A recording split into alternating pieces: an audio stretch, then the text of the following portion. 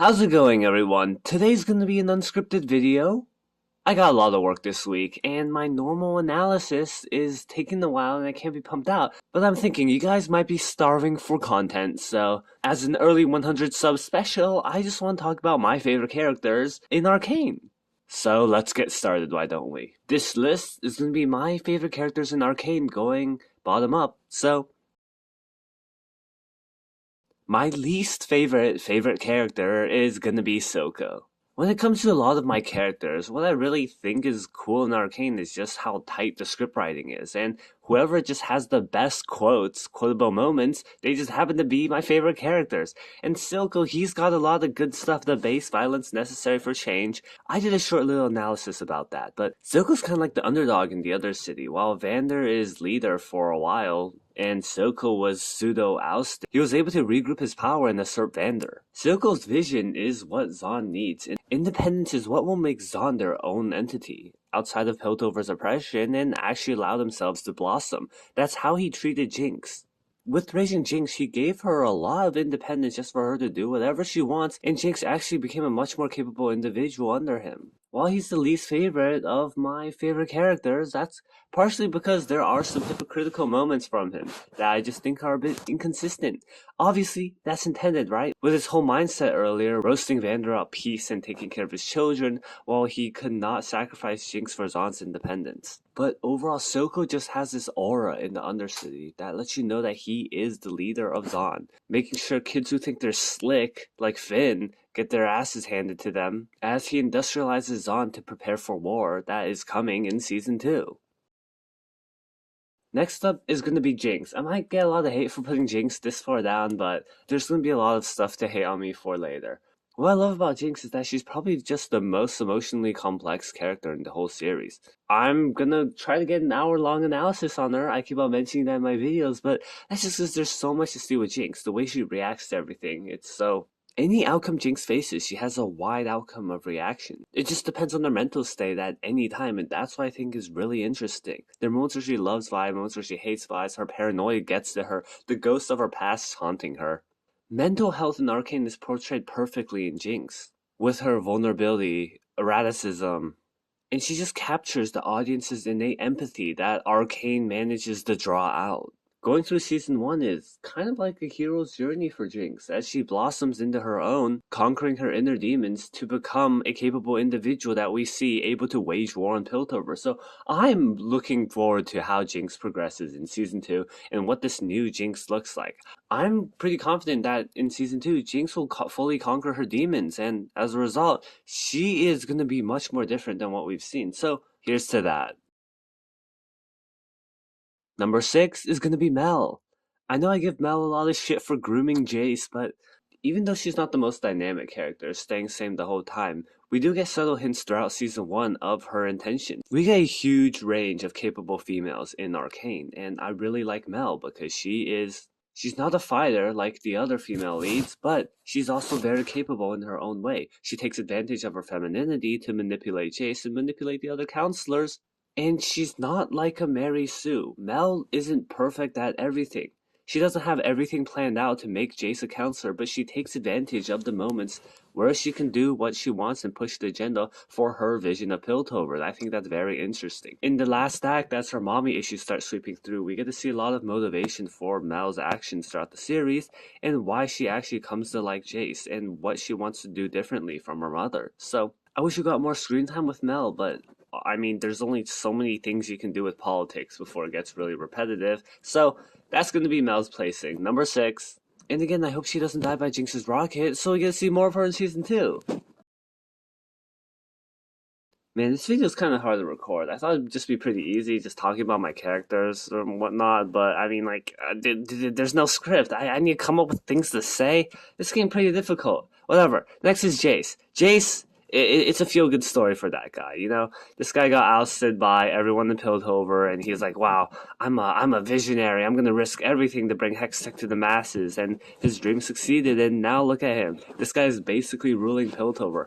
And Jace is probably the most transparent character that we see in Arcane. He recognizes the stuff he does as wrong and tries to change and do the opposite of that. I can go through everything, but you guys already know. It's been discussed a lot before. His dynamic with Victor is great. Like the two are able to tackle parts of Hex Tech, but they each seem to have their own niche.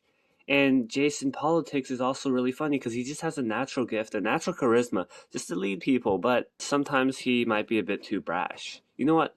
Hot take here, but unlike Vi, Jace actually has a good heart. Okay, Vi is like she's racist against Piltover, and she makes some weird choices in the middle of the series. Jace, even though he does screw up a lot, we see his good-heartedness shine through his idealism. And in season two, it's gonna be great watching him just be under Ambessa's thumb and turn out a bunch of hex-tech weapons and just push his morals aside just to want to not think. So hopefully we get to see Jace fight more people. His hammer's cool. I really like how we just feel the heaviness of his fight against the chem tanks and how he just chose up not to fight Vi anymore after he got a kid killed. So good on you, Jace.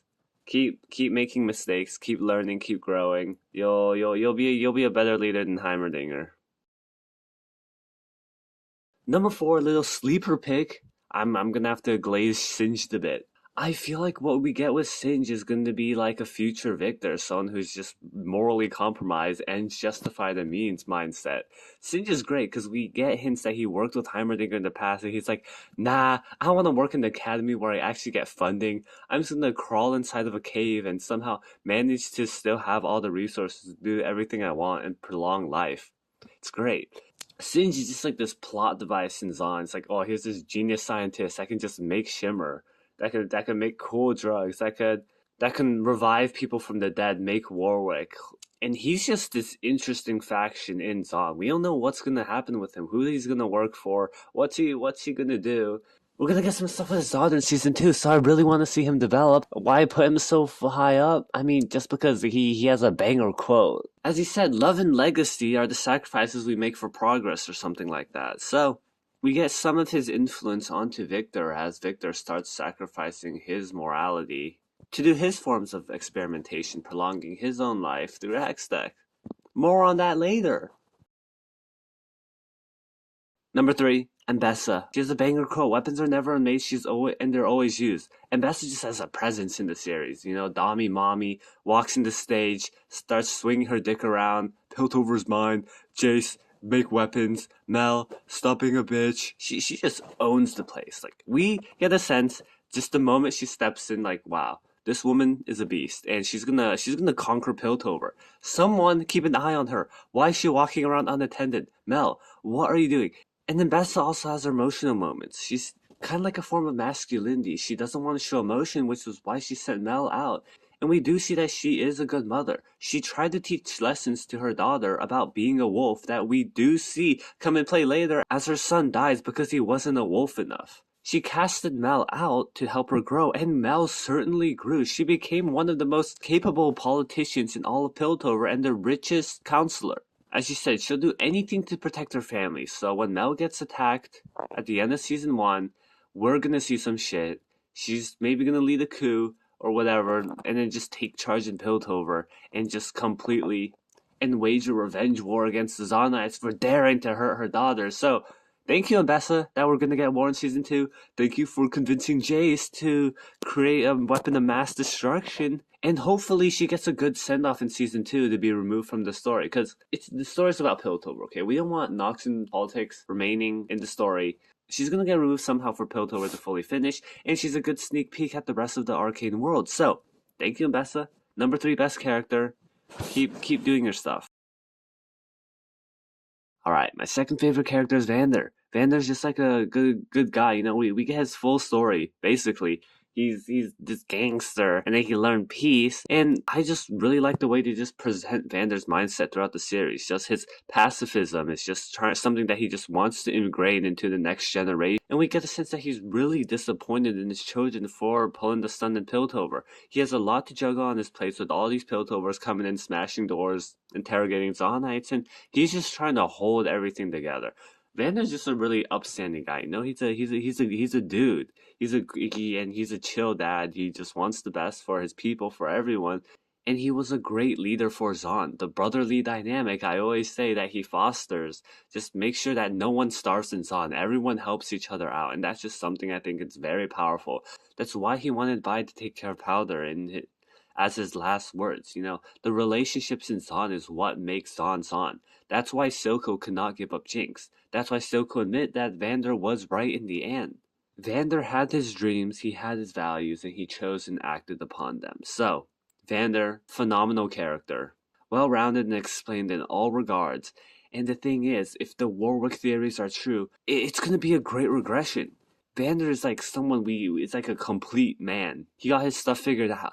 And now with Warwick as this monster, he's just gonna have everything torn away from him, everything taken down. He's barely able to function, just acting out. It's gonna be great. The moral complexities we're gonna see. I'm excited for Warwick and Vander, please adopt me. So this part of my video the audio was pretty terrible, so I'm gonna have to re-record this whole section. That's fine, because I like talking about Arcane. I wouldn't be doing this anyways. Here are my honorable mentions. Honorable mentions go to Caitlyn. She's pretty cool, I guess. Dude, she's gonna be pissed in season 2 after her mom dies. She's gonna go on the rampage. I'm looking forward to seeing how that goes for her. And also Vi. Sorry, Vi didn't make the top list. I think Vi is just like, I mean, she's a character. Not that she's bad, okay? Don't give me hate. But Vi, her character is like, I want to go after Jinx, and then she gets angry, and then she sees Jinx, and she gets nice, and then she loses Jinx, and then she gets mad at people around her, and she makes some bad decisions. But like, in terms of character development, she just goes after Jinx, and some wacky obstacles get in her way. There's not really that much moral complexity with her compared to everyone else. She just knows she has to go after Jinx, and she does that. But she is essential for the tale of Arcane. We would not have any solid through line to guide the series along if it weren't for Vi. So thank you, Vi. But I'm sorry you're not making the list. Okay, I don't have any siblings, so I could care less about you looking for. No, that sounds terrible. Okay, it's not like that. Sorry, Vi, you just get an honorable mention. Also, I want to put Theorem. His scene with Jinx is pretty cool. I don't think it's super funny, but I just like Theorem. He's a chill guy, kind of awkward. And, dude, you know what they say in Zahn, okay? Don't mess with the guy who pours out the drinks. He's gonna take over Silco. He's gonna be the next leader of the last drop. Watch out for Theorem, okay? He's gonna lead an army into Piltover and win independence for Zahn. So, yeah. 3 cheers for Theorem. Also, Clagger's cool. He's like the number 2 next to Vi, but he was more level-headed. He was taking on 2 kids during their street brawl. Clagger is just like a quiet guy. He does his stuff, and he knows his shit. Okay, honestly, probably was making a better leader than Vi. This guy is Vander 2.0, but oh well. Rip what happened, and yeah, Powder, you killed this guy. You have blood on your hands. You should feel bad, but also don't feel bad. This honorable mention goes to Heimerdinger. You guys know how I feel about Heimerdinger. This guy's season 1 Heimerdinger was cringe, and the writers are gonna set him up for some really cool character development in season 2. I've been saying everyone's gonna be good in season 2. I mean, that's just because we all know season 2 is gonna be great. Great for the characters, great for ourselves, not great for our mental stability. But yeah. So let's talk about my number 1 pick.